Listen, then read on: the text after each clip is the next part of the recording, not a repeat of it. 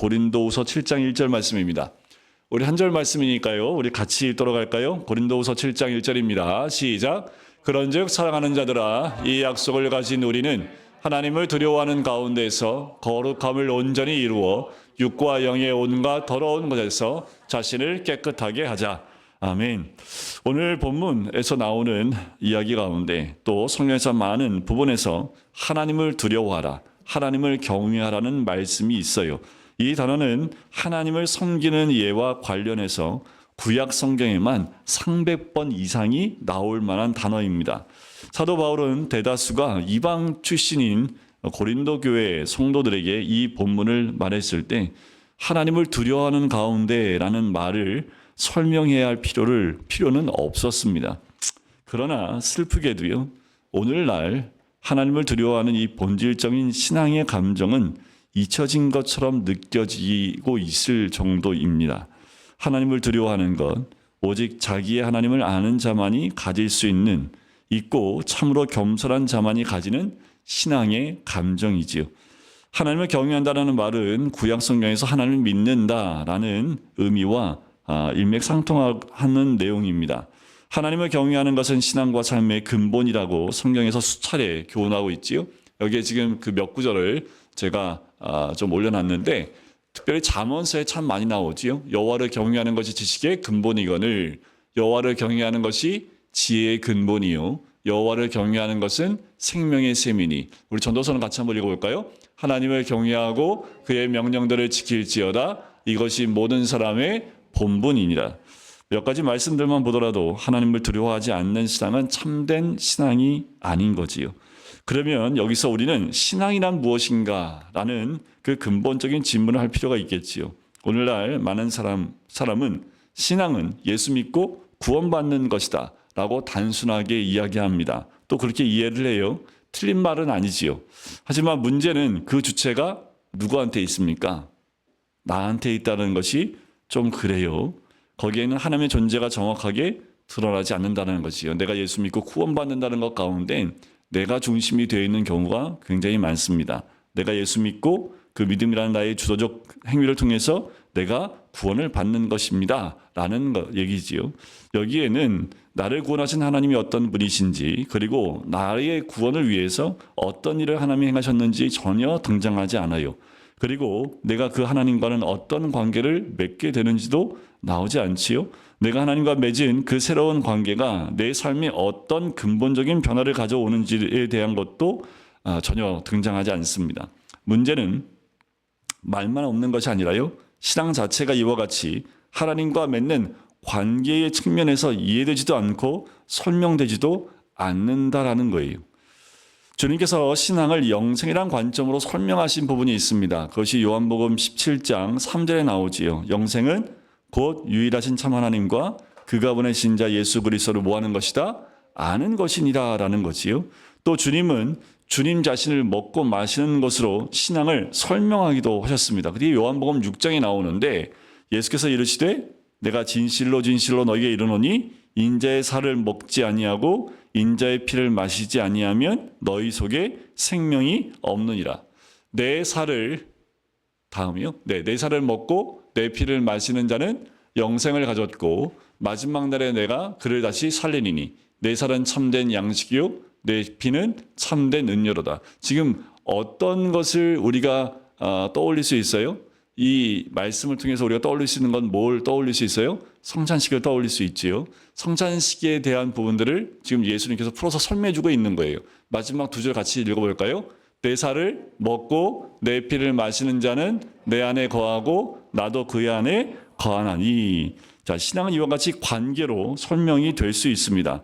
관계적인 신앙을 수식해주는 동사들이 있는데 보통 우리는 하나님을 사랑한다, 하나님을 믿는다, 하나님께 순종한다, 하나님을 찬양한다, 하나님께 감사한다. 이외에도 굉장히 많은 단어들이 하나님과의 관계에 대한 부분들을 드러내고 있습니다. 하지만 이 모든 것 가운데 가장 근본이 되는 단어를 말한다면 단연 하나님을 경외한다라는 말이겠지요.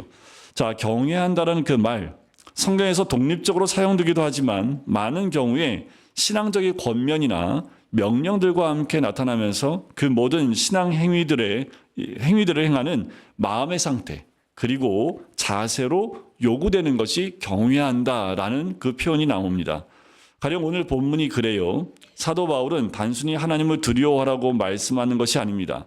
그가 성령의 영으로 하려는 말은 거룩하라는 권면입니다. 모든 주변의 악과 더러움으로부터 교회의 거룩을 지키라는 거예요.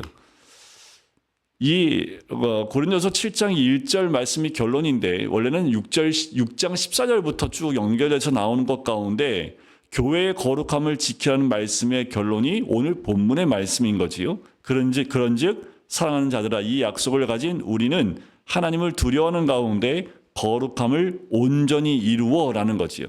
자, 거룩함을 온전히 이루는 일을 하되 어디 안에서 하는 거예요? 하나님을 두려워하는 가운데서 하라는 겁니다. 그럼 거룩함을 이루는 데는 무엇이 가장 중요합니까? 하나님을 두려워하는 가운데라는 거예요. 자, 이 말은 불필요한 잔소리가 아닙니다.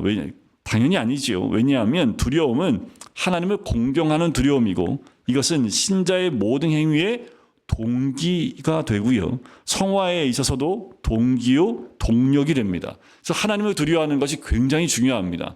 하나님을 경외하는 것이 이 모든 것의 시작점이요, 동기고 또 힘이 되기 때문에 그래요.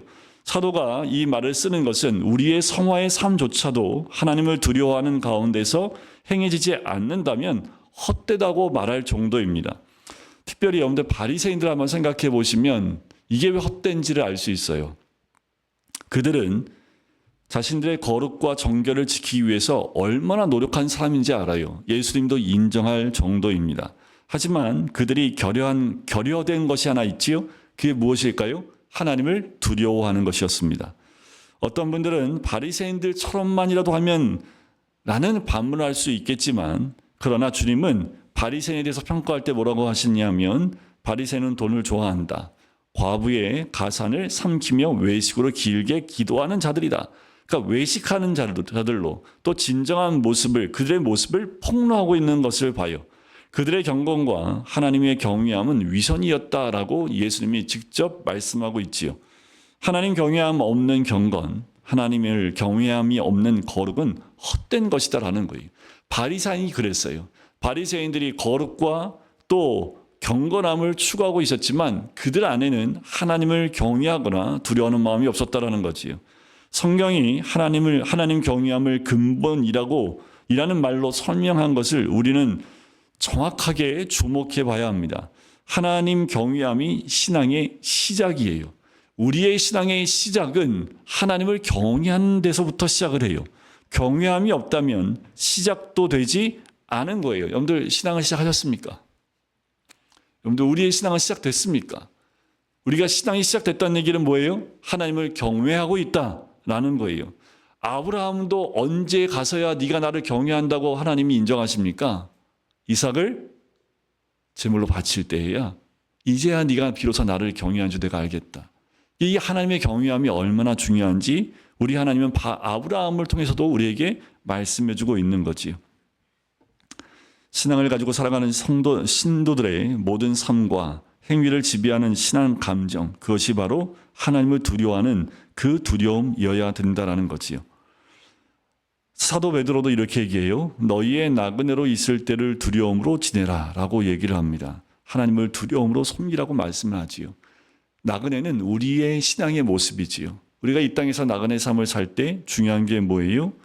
베드로가 얘기한 것처럼 두려움으로 지내라는 겁니다.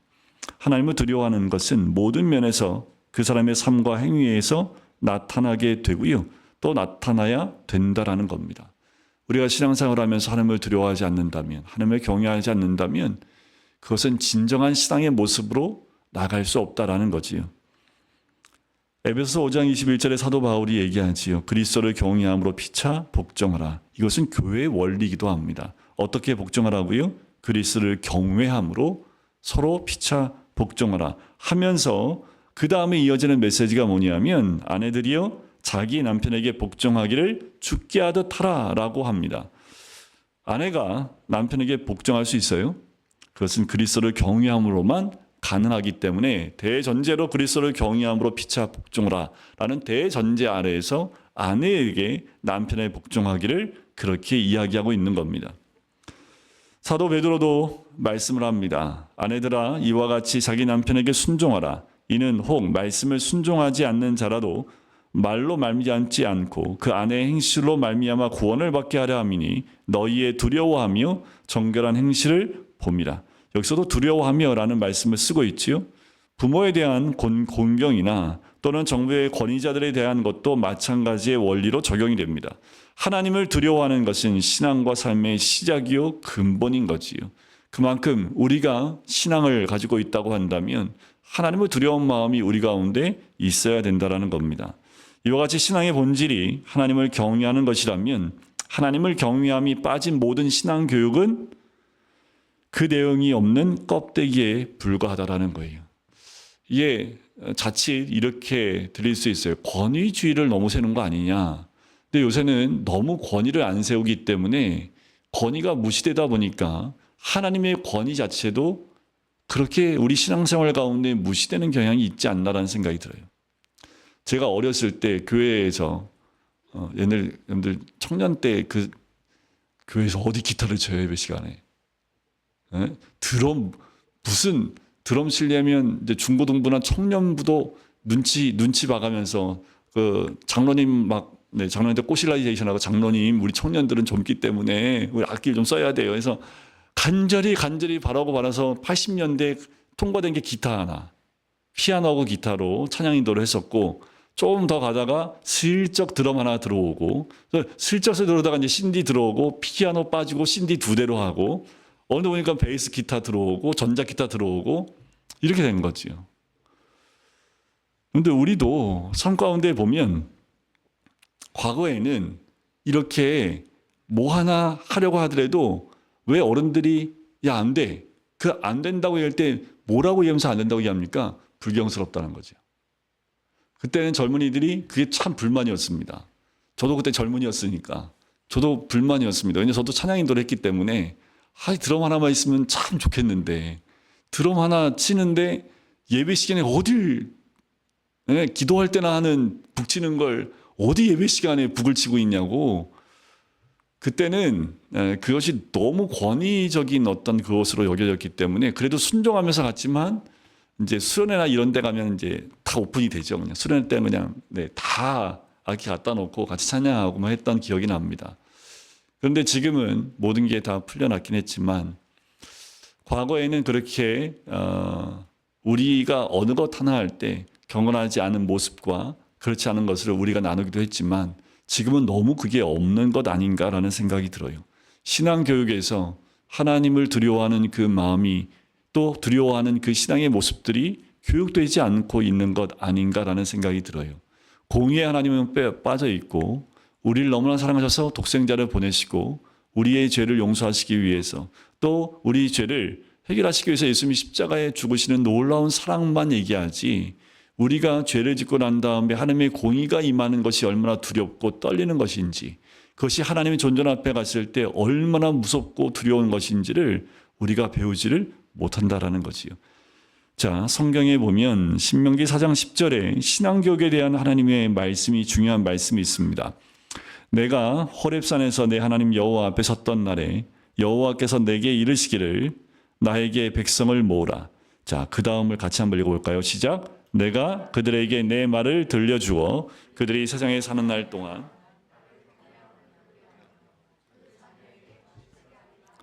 자, 나를 경외함을 배우게 하며 또 그것을 자녀에게 가르치게 하려는 거예요. 빠지면 안 되는 게 뭐예요? 뭘 배워요? 나를 경외함을 배우는 거예요. 그리고 그것을 자녀에게 가르치게 하라는 거지요. 신앙교육은 여기에 하나님께서 주시는 말씀대로 하나님을 경외함을 배우는 겁니다. 우리 자녀들이 예배에 나와서 하나님을 경외하는 부모의 모습을 보고 하나님을 경외하는 모습을 배우는 겁니다. 아이들을 제가 이제 캐나다 갔을 때 그때 그러니까 외국 교회 2군데를 다녔습니다.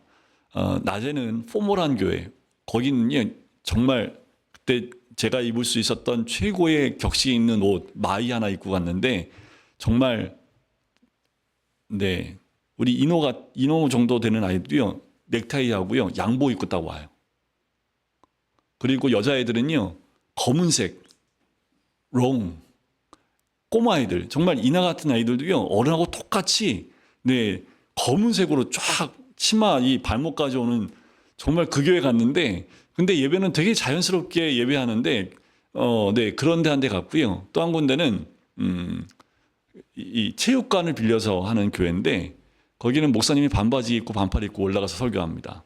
그리고 사모님도 이제 목사님이셔가지고 한 줄은 사모님, 한 줄은 목사님 하시는데 사모님도 반바지 입고 하시고 목사님도 반바지 막 네, 털이 숭숭 있는데 반바지 그 뒤에서 애들은 막 강나라 국기 들고 뒤에서 막 뛰어다니고 막 난리가 아니 난리가 그 어른들은 그 특이한 거 있죠. 뭐 하면 그 맞장구 뭐지 할렐루야 하고 막 우리나라에서 할렐루야 가지만 거기서 예스 예스 막 여기서 예스 예스 무슨 막 맞장구 치는데 목사님은 얘기하는데 막 여기서 맞아 맞아 맞아 막 소리가 나는데 소리가 사운드가 겹치지 않은 적이 한 번도 없어요. 굉장히 자유스럽습니다. 그리고 정말 어른들이 딱 모여 있는데 뒤에서 애들은요 막 뛰어다니고 놀고 있고 정신이 하나도 없어요. 근데 그 가운데 예배 드리고 있는 두 개의 모습을 보았습니다. 장단점이 다 있더라고요. 그런데 저한테 마음에서 갔던 건 뭐냐면 좀 포멀했던 그 교회가 마음이 좀 더 가더라고요.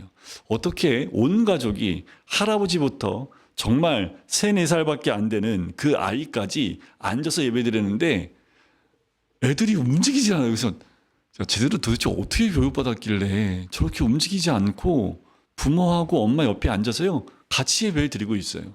그 자리까지 갈 때까지 숱하게 맞았겠죠?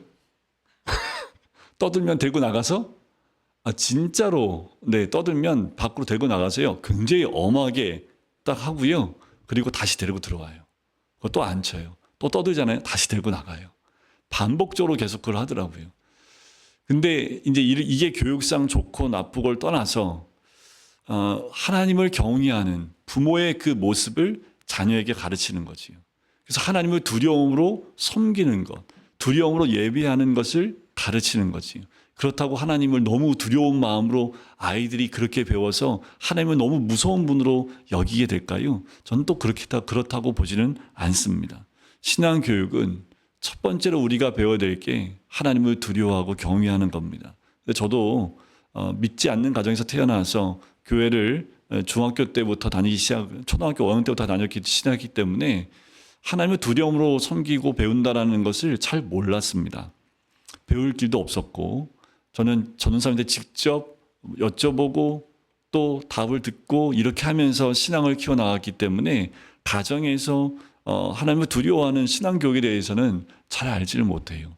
근데 지금 요즘 사회에도 보면 이 신명기에 나와 있는 이 말씀대로 하나님 경외함을 배우게 하는 이 모습들이 많이 찾기가 어려운 것이 현실이기도 하지요. 하나님을 경외함을 배우게 하는 것, 이것이 신앙교육이지요. 하나님을 경외함으로 말씀을 배우고 하나님을 두려워하는 가운데 신앙훈련을 쌓아가는 겁니다. 이것은 하나님을 만나는 것을 전제로 하지요. 하나님을 만나서 하나님을 경험적으로 알지 못하고 결코 사람은 하나님을 두려워할 수 없습니다. 하나님 만나봐야 하나님의 두려움을 깨달을 수 있는 거지요. 제임스 패커 목사님은 현대 교회에 대해서 이렇게 진단을 합니다. 오늘날의 그리스도인들에게 가장 결여된 지식은 바로 하나님의 어미하심에 대한 지식이다. 이것이 가벼운 기독교, 그리스도인들을 양산해내는 것이다. 오늘날 믿음이 그처럼 힘이 없고 우리 예배가 활기 없는 이유 중 하나는 바로 하나님의 어미하심에 대한 우리의 무지함이다. 싱클레어 퍼거슨 목사님의 말도 이렇게 말합니다. 하나님이 어떤 분이신지와 그분이 우리를 위해 하신 일을 생각할 때 우리의 마음속 가득 솟아오르는 존경심, 두려움과 기쁨과 즐거움과 경이로움이 모두 섞인 딱히 어떤 것이라고 분명히 말할 수 없는 감정이 하나님을 두려워하는 것이다. 경건한 신학자의 말에서 우리는 두 가지 사실을 발견합니다. 첫 번째, 배우는 것은 하나님의 존재 자체가 경외감을 만들어낸다는 거예요. 하나님 만나면 하나님 존재 자체에서 그 경외감을 느낄 수밖에 없습니다. 하나님이 거룩하신 분이지요. 거룩은 모든 존재와 구별이 되지요. 분리되고요. 초월하여 계시고 전적으로 다른 분이시라는 것을 말해줍니다. 왜냐하면 그분을 뵈면 어떤 존재라도 그분을 두려워하지 않을 수 없기 때문에 그래요. 그래서 성경에 보면 스랍 천사들이 날고 있을 때 두 날개로 얼굴을 가리고 있는 장면을 묘사하고 있는 것을 보게 돼요. 하물며 천사도 그런데 죄인인 사람은 어떠해야겠습니까? 베드로가 주님을 하나님으로 인식했을 때 제일 먼저 했던 말이 뭐예요? 주여 나를 떠나서서 나는 죄인으로소이다. 이사야가 하나님 임재 앞에 나갈 때 뭐예요? 화로다 나여 망하게 되었다라고 얘기를 해요. 엘리야가 하나님의 세미한 음성을 듣고서도 자기의 겉옷으로 얼굴을 가렸던 것 등이 말해주는 것, 그것이 바로 하나님 본자들, 하나님을 경험한 자들의 반응이라는 것이요. 그것은 바로 두려움이었습니다. 그런데 우리는 어떻게 하나님을 봅니까? 우리는 어떻게 볼 수 있을까요? 기도를 한 10시간 하면 볼 수 있을까요? 네, 그렇게 만나면 될까요? 아니면 환상을 보면 될까요?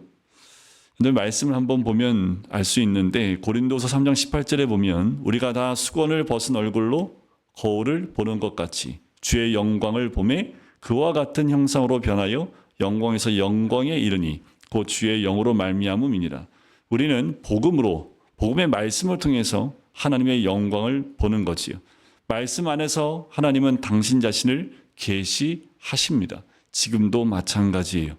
하나님이 어떤 분이신지를 말씀을 통해서 배워야 하고 알아야 합니다. 또 교리를 배워야 할 이유도 여기에 있지요. 존 버년이 쓴 경외함의 진수라는 그 책에서는 이런 말을 합니다. 하나님을 경외하는 태도는 하나님의 말씀이 우리의 영혼에 역사한다라는 것을 올바르게 깨닫게 될 때 비로소 생기게 된다. 왜냐하면 하나님 말씀에 영향을 받지 않는다면 하나님을 경외하는 태도도 있을 수 없기 때문이다. 하나님을 경외하는 태도는 사람이 건전한 교리를 자신의 영혼 속에 받아들이는 정도에 비례한다. 많이 받아들이면 많이 경외할 것이고 조금 받아들이면 조금 경외하게 될 것이며 전혀 받아들이지 않으면 하나님을 전혀 경외하지 않을 것이다. 성령님께서 하나님 말씀을 통해서 하나님이 어떤 분이신지 우리에게 알려주시고 경험하게 하시기 때문입니다. 그러니 우리는 하나님을 알고자 해야 하고 그 영광을 보고자 해야 한다는 거지요. 이것이 성도입니다. 왜 오늘날의 교회에서 하나님을 경외함이 사라져버렸을까요? 하나님이 어떤 분인지 모르기 때문이죠. 하나님을 가르치지 않기 때문에 그래요. 성경은 하나님이 어떤 분이신지에 대한 직접적인 하나님 말씀으로 가득 채워져 있습니다. 경외심을 불러일으키는 극진한 위험이 하나님 자신 안에 있다라는 것이 존 버년의 결론의 말씀이에요. 싱클레어 퍼거슨 목사님은 그분이 우리를 위해 하신 일을 생각할 때 우리 마음속 가득 솟아오르는 존경심, 두려움과 기쁨과 즐거움과 경이로움이 있다고 말했지요. 그분이 우리를 위해 하신 일이 바로 복음입니다. 자, 십자가 복음을 깨달을 때 죄인은 하나님께 대한 경외감으로 충만하게 돼요. 십자가의 복음을 통해서 하나님이 어떤 일을 행하셨는지만 알아도 하나님을 경외할 수 있다는 거지요. 거룩하신 하나님께서 죄에 있는 육신의 모양을 입고 이 땅에 오셔서 당신의 죽으심으로 나의 모든 죄를 씻어주시고 영원한 구원의 은혜를 입게 하신 것을 깨닫게 될 때 그 사람은 비로소 하나님께 대한 참된 경외감으로 충만해진다라는 거지요. 십자가의 복음만 제대로 만나고 믿고만 있어도 그 십자가의 복음을 통해서 우리를 구원하신 하나님의 그 크신 은혜에 하나님을 경외할 수밖에 없다라는 거예요. 존 브라운은 그리스도의 십자가 외에 하나님의 공의가 그렇게 두렵게, 하나님의 자비가 그렇게 자애롭게, 하나님의 지혜가 그렇게 깊이 있게 나타난 곳은 없다라고 이야기를 합니다. 성경은 복음으로 충만하지요. 성경은 하나님께서 우리를 위해서 행하신 일들로 가득 채워져 있습니다. 그래서 하나님을 경외하는 사람들의 특징은 뭐냐면 언제나 성경을 사랑했던 사람들이었다라는 거예요. 늘 올 한 해 이독해 보시겠습니까? 성경 안 읽으면서 하나님 사랑한다는 말을 하시는 분은 거짓말입니다. 제가 그래요. 여러분, 우리가 하나님 사랑하자고 얘기하면서 하나님의 손이 함께하는 삶을 살자고 하면서 말씀을 사모하지 않고 배우지 않는다면 하나님 만날 수 없지요. 이와 같이 하나님을 경외하는 것이 경건의 핵심입니다. 이런 경외함은 신앙생활을 위한 참된 경건을 위한 동력이에요. 사도 바울은 본문에서 하나님을 두려워하는 가운데에서 거룩함을 온전히 이루어라고 말을 합니다. 어디서 거룩함을 온전히 이룰 힘이 나옵니까? 바로 하나님을 두려워하는 데에서 나온다라는 거예요. 육과 영의 온갖 더러운 곳에서 자신을 깨끗하게 할 힘은 어디서 나와요? 하나님을 두려워하는 데서 나오지요. 하나님을 경외하는 것이 경건의 시작이에요. 내가 무엇을 결정하거나 또 어디를 가거나 누구를 만나거나 어떤 말을 할 때 하나님을 경외하거나 하나님을 두려워하는 마음이 있다면 가는 길, 내 발걸음, 누구를 만나고 무슨 말을 할 때에도 하나님을 두려워하는 마음으로 가게 되고 말을 하게 되겠지요. 그러면 그 말과 행동들은 다 하나님을 경외하는 말과 행동이 나올 수밖에 없지요. 그래서 경건의 시작은 하나님을 두려워하는 데부터 시작을 합니다. 그런데 거짓된 두려움도 있는 거 아세요? 달란트 비유에서 거짓된 두려움이 나와요. 거기에 보면 마태복음 25장 24절 25절에 보면 주인에 대한 두려움을 이렇게 표현합니다. 주인이여 당신은 굳은 사람이라 심지 않은 데서 거두고 해치지 않는 데서 모으는 줄을 내가 알았으므로 두려워하여 나가서 당신의 달란트를 땅에 감추어 두었었나이다. 보소서 당신의 것을 가지셨나이다 라고 얘기하지요. 이건 경외감이 아닙니다. 그냥 두려움이지요. 이런 두려움만으로도 사람은 어느 정도 교회 생활할 수 있습니다. 어느 정도는 말씀에 순종하는 것처럼 보일 수 있어요. 하지만 이것은 하나님에 대한 인격적 경외는 아닙니다. 이것은 노예적 두려움이에요. 그냥 두려움이에요. 두려움. 폭력에 대한 두려움, 어떤 그런 두려움에 의해서 어쩔 수 없이 하는 거지요. 그래서 중세 말의 교회가 대부분 이렇게 사람들한테 두려움을 심어줘서 교회 나오게끔 또 말에 순종하게끔 만들고요. 특히 이단들이 이걸 많이 사용합니다. 두려움을 확 심어줘요. 이게 이제 뭐라고 하지요? 네, 그런 걸 자꾸 심어줘서 어떻게 해요? 말 한마디에 다 따라올 수밖에 없게끔 그렇게 만든다라는 거지요. 그 두려움은 하나님을 경외하는 것과 다른 거겠지요. 토마스 왓슨은 이렇게 말합니다. 참 기독교인이라면 비록 믿음을 많이 전하지 못하고 확신이 부족하더라도 자신이 하나님을 두려워한다는 사실만큼은 부인하지 못할 것이다. 참 기독교인이라면 하나님을 두려워하는 것을 부인하지 못할 것이다라는 거예요. 성도는 하나님을 두려워하는 사람입니다. 그는 하나님을 알기 때문이고 만났기 때문이에요. 하나님을 경외하는 사람의 증거는 겸손이에요. 교만할 수가 없어요. 하나님이 두려운데 어떻게 교만해요? 하나님이 제일 싫어하는 게 뭐예요? 교만이기 때문에요. 그래서 하나님을 경외하는 사람의 가장 첫 번째 나오는 증거는 겸손입니다. 여러분들 어떠십니까? 하나님을 두려워하십니까? 경건한 두려움이 있습니까? 이 경외함은 신자의 신앙과 삶의 근본이고 시작입니다. 경외함이 없는 순종, 경외함이 없는 성경 읽기, 경외함이 없는 기도, 경외함이 없는 봉사, 경외함이 없는 성장, 경외함이 없는 예배, 경외함이 없는 모든 것은 하나님과 아무 상관이 없는 헛된 것일 뿐입니다. 내가 신앙생활하는 모든 것 가운데 그 앞에 하나님을 두려워하는 것, 하나님을 경외함 없는 이 단어가 붙었을 때 그 경외함 없이 했다면 그것은 한 것도 아니라는 거예요. 이곳에 나온 것이 하나님을 경외하기 때문에 금요기도에 나오신 우리 성도님인 줄 믿습니다.